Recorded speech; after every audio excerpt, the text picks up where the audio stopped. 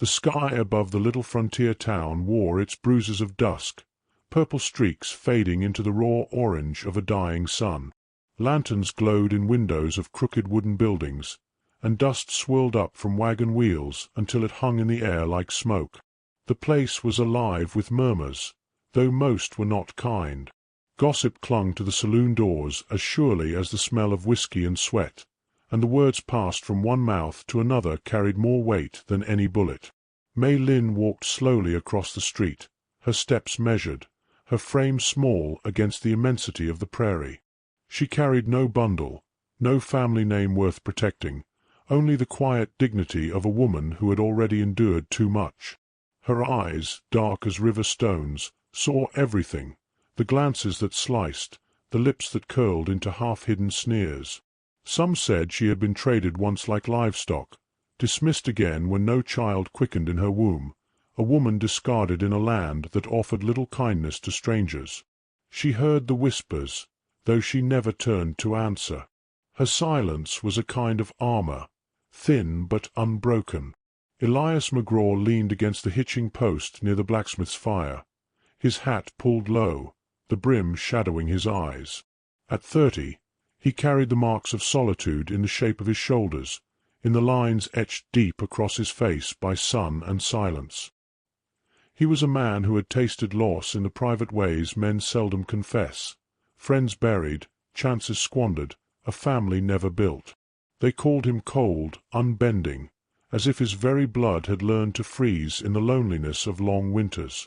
Yet behind that stillness lay a man who lingered at the mercantile window a little too long, who watched families pass by with a gaze that was neither envy nor disdain but something nameless, unspoken. Their eyes met only in stolen glances. He saw her sweeping the steps of the laundry, her hands red with work, her back unbowed. She saw him riding out at dawn, the horse's hooves striking sparks against the frozen ground, his posture rigid as though bracing against a storm. Neither spoke, yet something unvoiced passed between them, a recognition of endurance, the quiet bond of those who bore shame and hardship without complaint. That evening the street grew still, the last wagon rolling away in a haze of dust. Elias tightened the cinch on his horse, preparing for the long ride back to his cabin. He sensed her before he saw her, the faint rustle of fabric at the edge of the stable's shadow. Mei Lin stepped forward, her face pale in the lantern glow, her hands folded before her as though steadying their own tremor. She looked not at him but slightly past, her voice a thin thread pulled from the depths of her chest. "I will cook for you every day," she whispered, each word deliberate.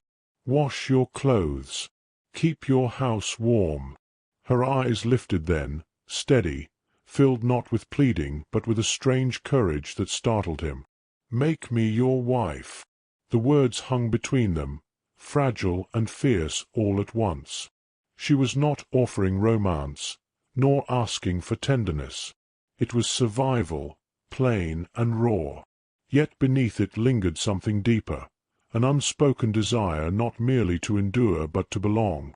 Elias's jaw tightened.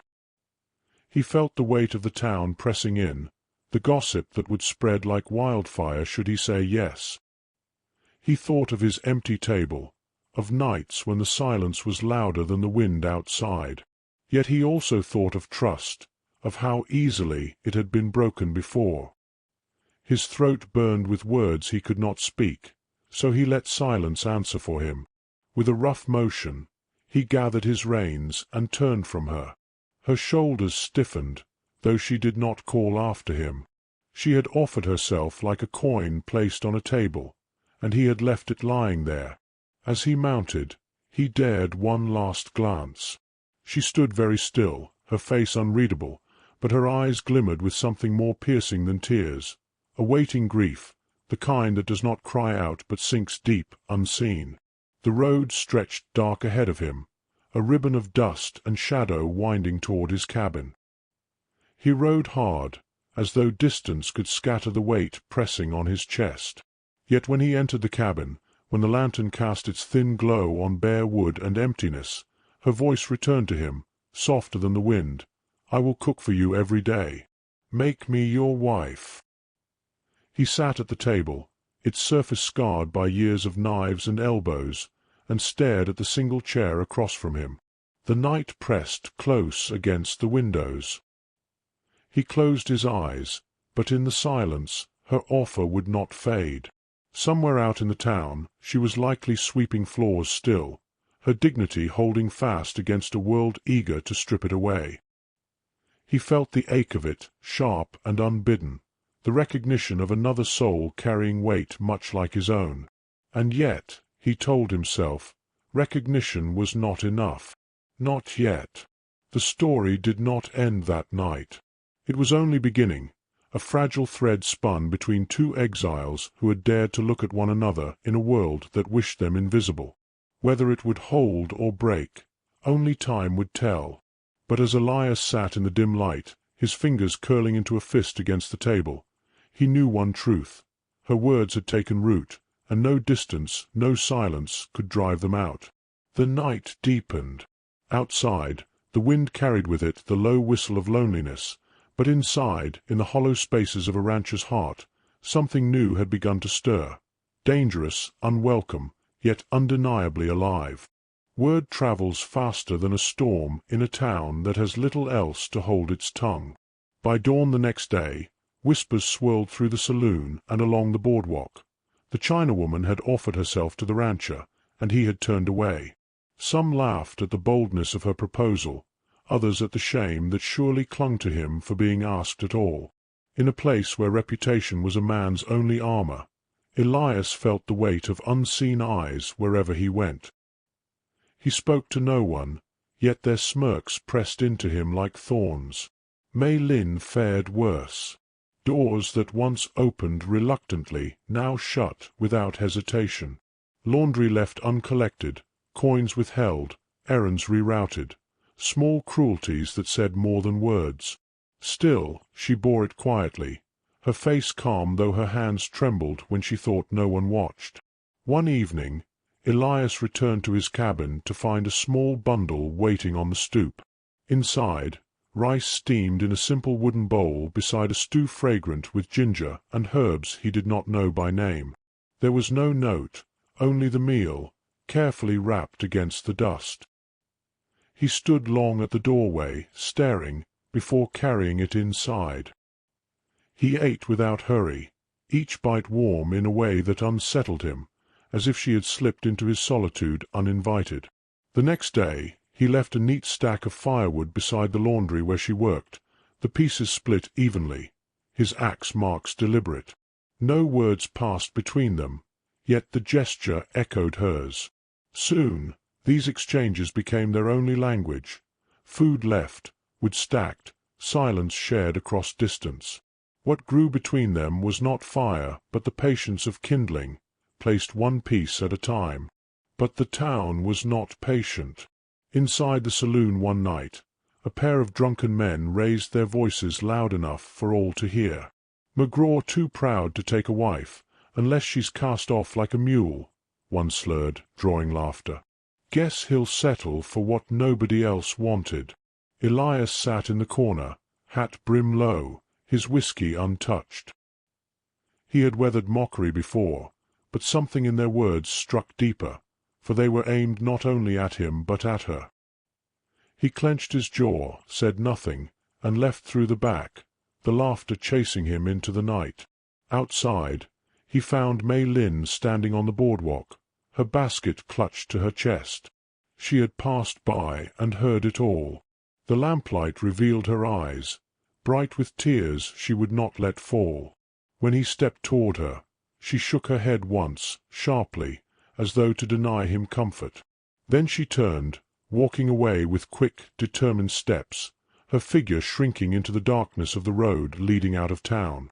For the first time Elias felt fear, not of loss, but of being left in silence again, condemned by his own hesitation. He followed, his boots striking hard against the earth. When he caught up, she did not slow. "You shouldn't listen to them," he said, though the words sounded feeble in the vast night. "It isn't you they mock. It's me." She stopped then, the wind tugging at her hair, her back straight though her voice wavered. "It is both of us.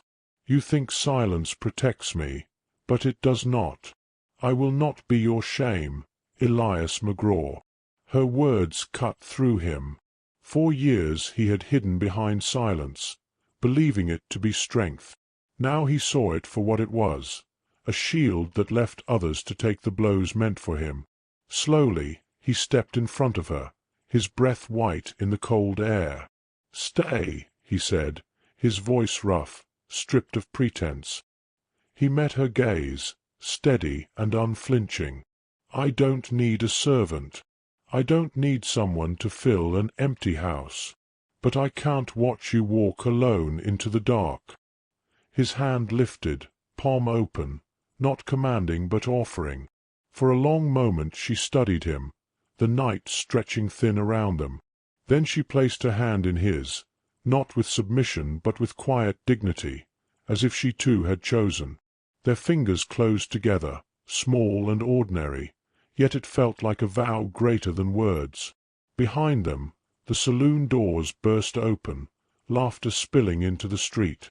The drunken men stumbled out, their eyes finding the pair standing hand in hand. Mockery rose on their tongues, sharp and eager. Elias turned, still holding her, his face calm but firm. He said nothing, but the silence was no longer cowardice, it was defiance.